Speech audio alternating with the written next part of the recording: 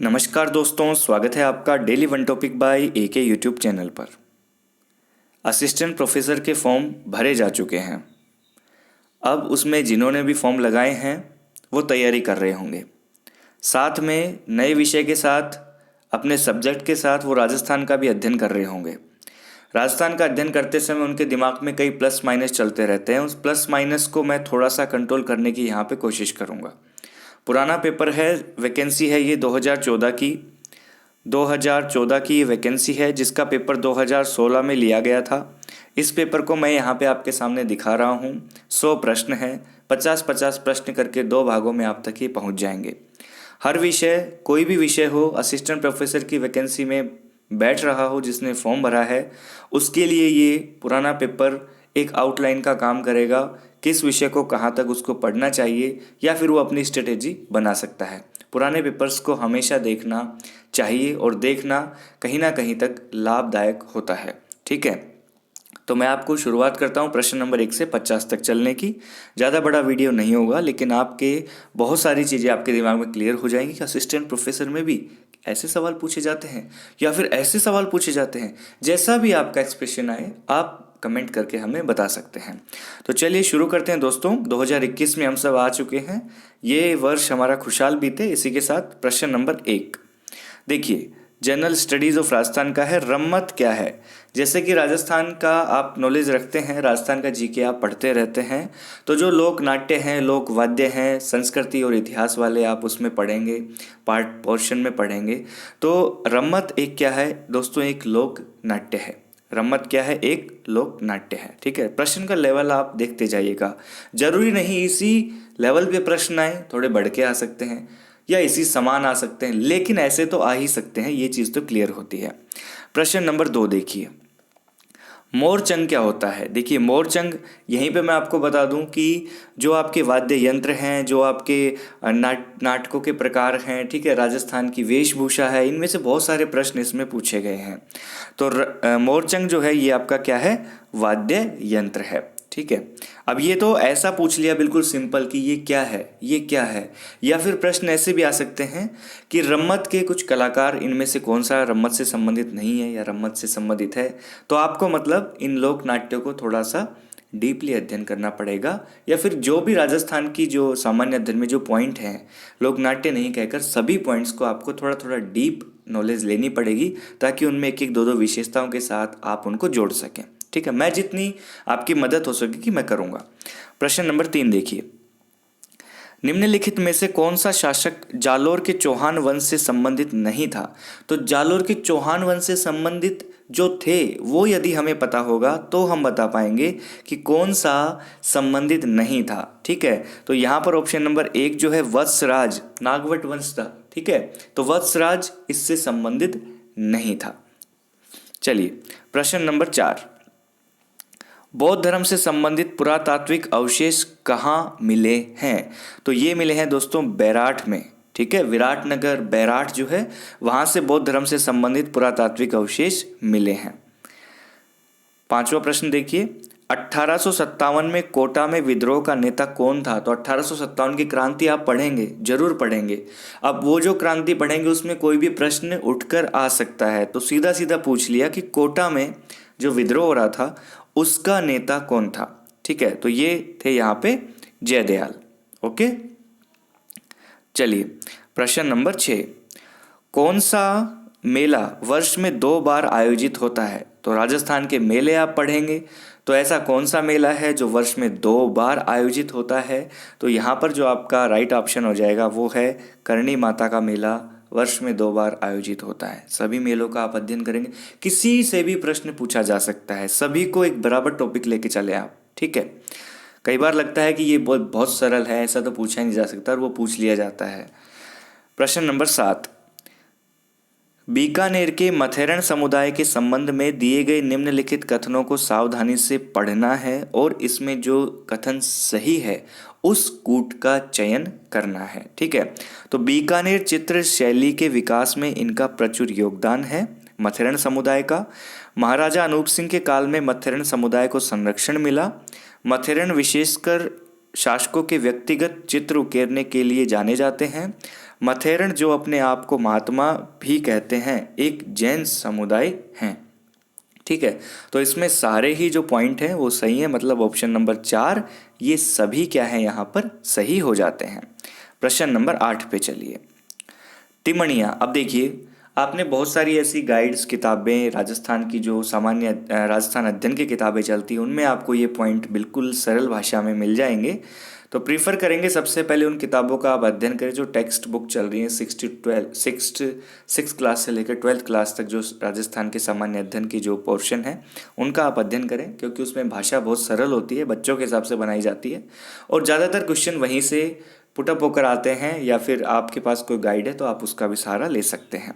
ठीक है, तो देखिए तिमणिया पहना जाता है। अब यहाँ पर आभूषणों की बात कर ली गई है, तो तिमणिया कहाँ पहना जाता है? महिलाओं के द्वारा गले पर। ठीक है, अब यहाँ पे प्रश्न इसमें देखिए, तिमणिया किसका आभूषण हो गया? महिलाओं का हो गया। कहाँ पर पहना जाता है? गले पर पहना जाता है। तो 2 पॉइंट दे रखे हैं एक ही ऑप्शन में। ठीक है, तो इन चीज़ों को हमें ध्यान में रखना है, किसका, पुरुष के कौन से आभूषण है, महिला के कौन से आभूषण है, पुरुष के वस्त्र कौन से हैं, महिला के वस्त्र कौन से हैं। तो ये बिल्कुल सामान्य जानकारी में आते हैं, क्योंकि ये हमारी कला, हमारी संस्कृति में जुड़े हुए हैं। प्रश्न नंबर 9, यहाँ पर सुमेलित करना है। ठीक है, एक तरफ बोली दे रखी है जो हमारी राजस्थानी में जो क्षेत्रीय बोलियां हैं, एक तरफ बोली दे रखी है, दूसरी तरफ संबंधित जिला दिया हुआ है कि कौन सी बोली कौन से जिले में बोली जाती है। देखिए बोली जाती है। ठीक है, तो यहाँ पर देखिए जो जगरोती जो बोली है, जगरोती, ये करौली में बोली जाती है। कहाँ बोली जाती है? करौली में बोली जाती है। डाटी जो बोली है ये आपकी बोली जाती है दोस्तों बाड़मेर में। नागरचाल जो बोली है ये आपकी बोली जाएगी टोंक में, और धावड़ी बोली आपकी बोली जाएगी उदयपुर में। तो ये हमने इनको मैच कर दिया। इसी के साथ में आपका ऑप्शन नंबर 1 सही हो जाता है। ठीक है, प्रश्न नंबर 10 देखिए। 10वीं शताब्दी का प्रसिद्ध अंबिका मंदिर कहाँ है? आहड़ में, ओसिया में, जगत में, नागदा में। तो यहाँ पर अंबिका मंदिर पूछा गया है, तो 10वीं शताब्दी जोड़ते ही दिमाग में प्लस माइनस हो जाता है। तो 10वीं शताब्दी का प्रसिद्ध अंबिका मंदिर कहाँ पर स्थित है? तो ये है दोस्तों आपके जगत में।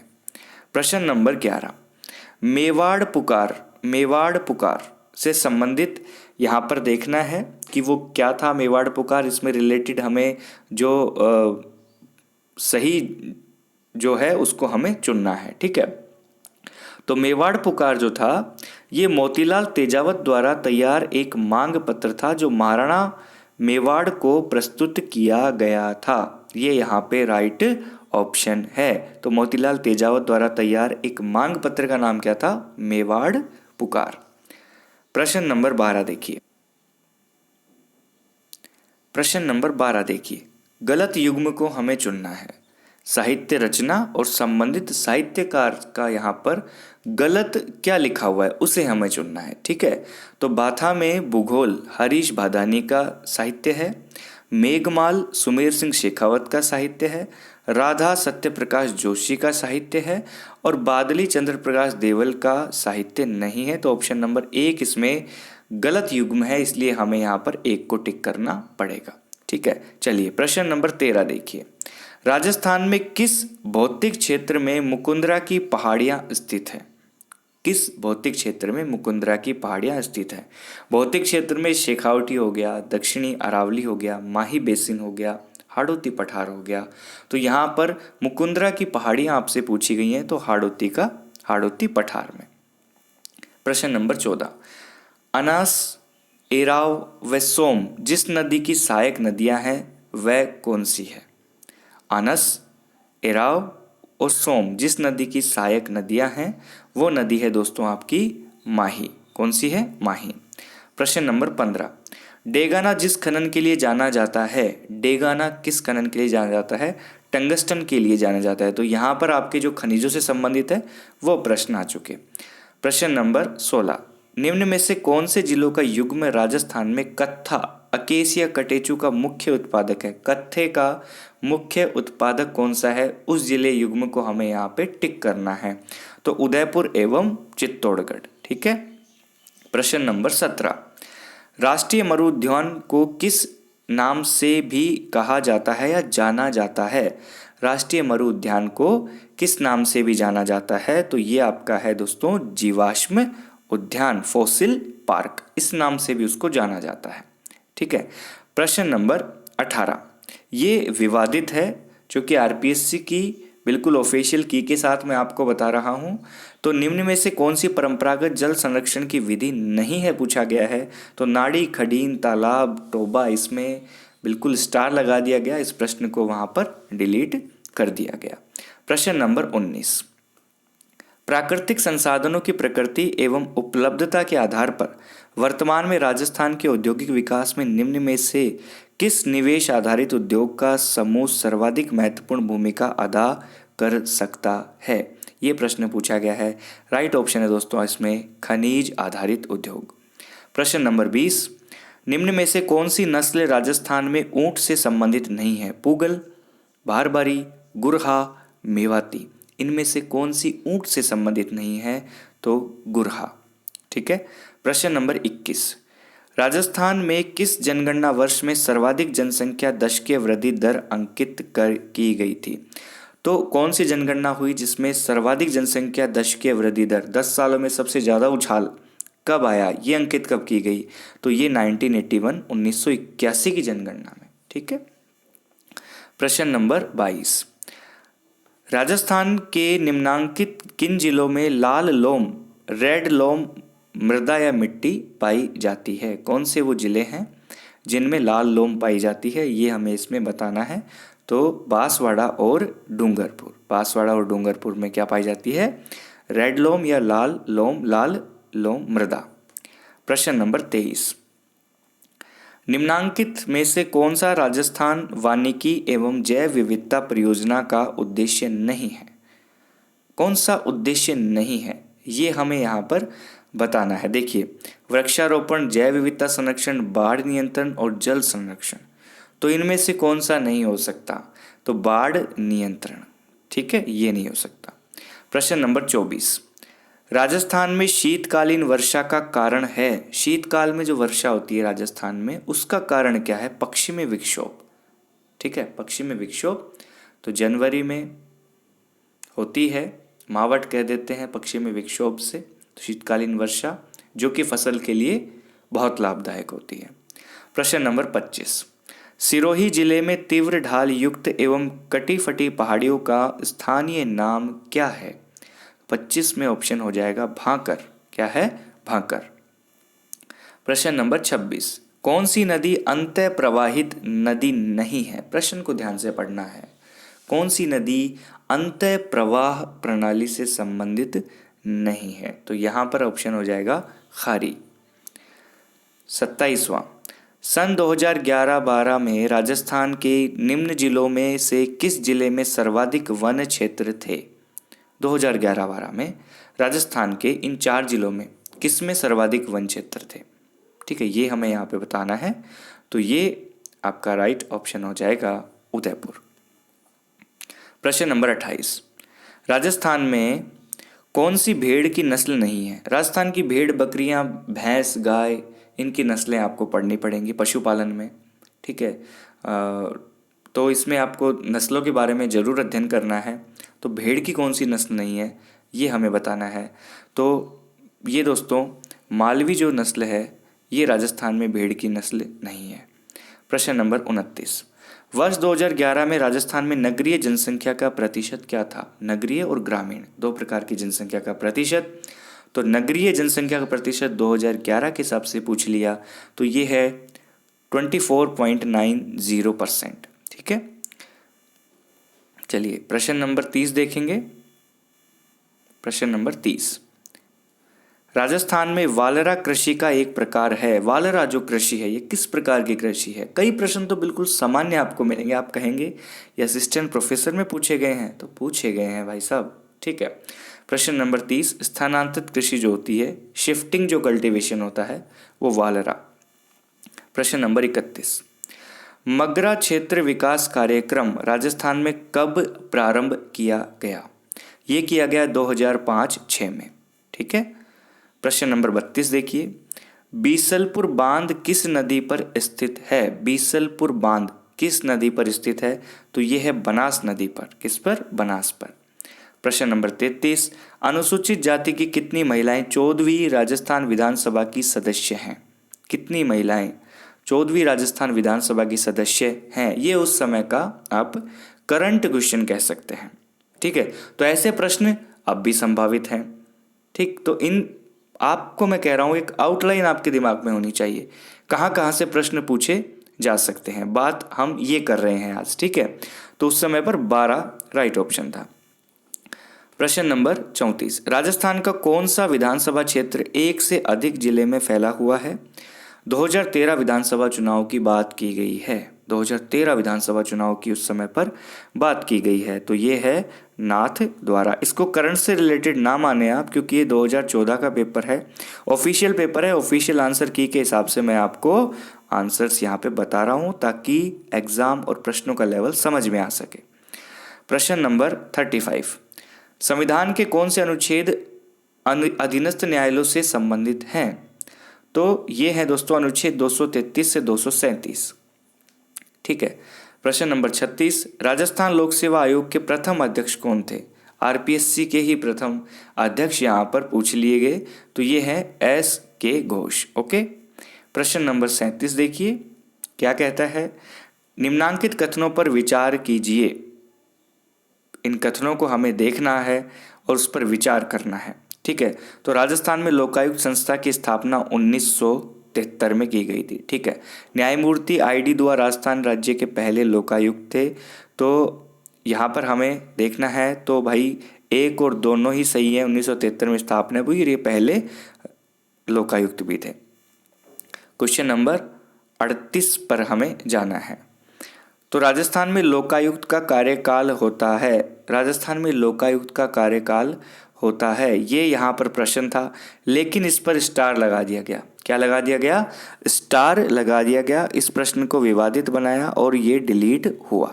ठीक है, प्रश्न नंबर 39, भारतीय संविधान का कौन सा अनुच्छेद उपबंध करता है कि प्रत्येक राज्य के लिए राज्यपाल होगा? तो राज्यपाल से संबंधित यहाँ पे अनुच्छेद पूछा गया है। ये है आपका अनुच्छेद 153 153। राजस्थान महिला आयोग का कार्य निम्न में से नहीं है। जो कार्य महिला आयोग का नहीं है वो कौन सा है इसमें से? वो है महिला उत्पीड़न के दोषियों को दंडित करना, ये इनका कार्य नहीं है। जबकि शिकायतें सुनना भी है, संवैधानिक प्रावधानों के क्रियान्वयन पर निगरानी रखना भी है, महिला सशक्तिकरण का प्रयास करना भी है। 41 देखिए, राजस्थान में छावनी बोर्ड की स्थापना कहाँ पर की गई है? छावनी बोर्ड की स्थापना तो ये है आपकी नसीराबाद। राजस्थान में राज्य निर्वाचन आयोग का गठन कब हुआ था? तो ये हुआ था 1994। अब प्रश्न नंबर 43 देखिए, निम्न में से कौन सी पंचायत समिति एम पावर परियोजना की लाभार्थी नहीं है? ठीक है, तो ये है आपकी बिलाड़ा। 44वां, 14वीं राजस्थान विधानसभा की कार्य संचालन परामर्शदात्री समिति के अध्यक्ष कौन है? उस समय पर कौन थे ये हम फिलहाल कह सकते हैं, तो कैलाश चंद्र मेघवाल। ओके, तो ये करंट के क्वेश्चन से रिलेटेड प्रश्न भी बन सकते हैं, विधानसभा से संबंधित प्रश्न जरूर बन सकते हैं। इसी प्रकार मंत्रियों से संबंधित बन सकते हैं, राज्यपाल से संबंधित बन सकते हैं ना, तो ऐसे ये चीज़ें एक दूसरे से जुड़ी हुई हैं। 14वीं विधानसभा के राजस्थान में किस जिले से सर्वाधिक महिला विधायक निर्वाचित हुई थी? ठीक है, तो यहाँ पर गंगानगर। प्रश्न नंबर 46 देखिए, 46 क्या कह रहा है आपको, विधानसभा चुनाव में अस्पष्ट बहुमत के कारण राजस्थान में राष्ट्रपति शासन कब लागू किया गया था? तो ये किया गया था 1967। कारण पूछा गया, राष्ट्रपति शासन लागू हुआ, उसका कारण क्या था? विधानसभा चुनाव में अस्पष्ट बहुमत। प्रश्न नंबर 47 देखिए क्या कहता है, निम्नांकित में से कौन राजस्थान विधानसभा के प्रथम गैर कांग्रेसी अध्यक्ष रहे? ऐसे गैर कांग्रेसी अध्यक्ष जो प्रथम थे राजस्थान विधानसभा के। ठीक है, तो यहाँ पर आएगा आपका लक्ष्मण सिंह। ठीक, चलिए प्रश्न नंबर 48 देखिए, राजस्थान में 31 मार्च 2016 तक पंचायत समितियों की कुल संख्या कितनी थी? तो अब यहाँ पर प्रश्न आ सकता है कि भाई 2021 में या 2020 तक पंचायत समितियों की संख्या कितनी है? तो हम केवल यहाँ पे प्रश्न सोल्व कर रहे हैं, आपके दिमाग में पॉइंट बनाया जा रहा है कहाँ कहाँ से प्रश्न पूछे जा सकते हैं। इन प्रश्नों को टच करते हुए हम आप तक टॉपिक पहुँचाने की कोशिश करेंगे। ठीक है, 48 में देखिए आपका 295। 49, राजस्थान में आखिरी बार जब राष्ट्रपति शासन लगाया गया वहाँ के राज्यपाल कौन थे। ठीक है, तो राष्ट्रपति शासन कब कब लगा, ऐसे ध्यान में रखना चाहिए। कब कब राष्ट्रपति शासन लगा, उस समय पर राज्यपाल कौन था, सरकार कौन सी थी, मुख्यमंत्री कौन था, ये प्रश्न इस प्रकार से भी बन सकते हैं। ठीक है, तो बिल्कुल डीप नॉलेज हम कह सकते हैं। प्रश्न आसान लगते हैं लेकिन ये नॉलेज कैसी चाहते हैं, डीप नॉलेज चाहते हैं। विषय का अध्ययन किए हुए छात्र यहाँ पर कामयाब होते हैं। 49 देखिए, एम चन्ना रेड्डी। ओके, प्रश्न नंबर 50 देखिए, किस विधानसभा चुनाव में राजस्थान विधानसभा सदस्य की संख्या 184 से बढ़ाकर 200 कर दी गई। 184 से 200 कब कर दी गई, कौन सा विधानसभा का वो चुनाव हुआ था, तो ये तो अभी भी आ सकता है, तो छठा। ठीक है, छठा चुनाव था विधानसभा का जिसमें 184 से बढ़ाकर संख्या 200 कर दी गई, जो फिलहाल भी 200 ही है ना। तो देखिए, अब ये 50 प्रश्न मैंने आपसे डिस्कस किए। अब आपको ये प्रश्न कैसे लगे, इनका लेवल क्या था, है ना, और ऐसे प्रश्न पूछे जा सकते हैं क्या, तो इन सभी सवालों के जवाब शायद आपको ये पेपर देख के मिल गए होंगे। किस किस क्षेत्र से प्रश्न पुटअप होते हैं, कैसे कैसे प्रश्न बनते हैं, तो यही तो होता है ओल्ड पेपर्स को देखना। ओल्ड पेपर्स को देखना महत्वपूर्ण क्वेश्चन देखना नहीं होता, ओल्ड पेपर्स को देखना होता है क्वेश्चंस की जो नेचर है। ठीक है, प्रश्न की जो प्रकृति है, प्रश्न का जो क्षेत्र है पूछा गया, वहाँ से कहाँ से पूछा गया है, किस प्रकार से टॉपिक को रिलेट करके पूछा गया है, ये तरीका होता है ओल्ड पेपर्स को देखने का। बाकी ओल्ड पेपर्स को आप ये समझ के मत पढ़िए कि ये बहुत महत्वपूर्ण प्रश्न है।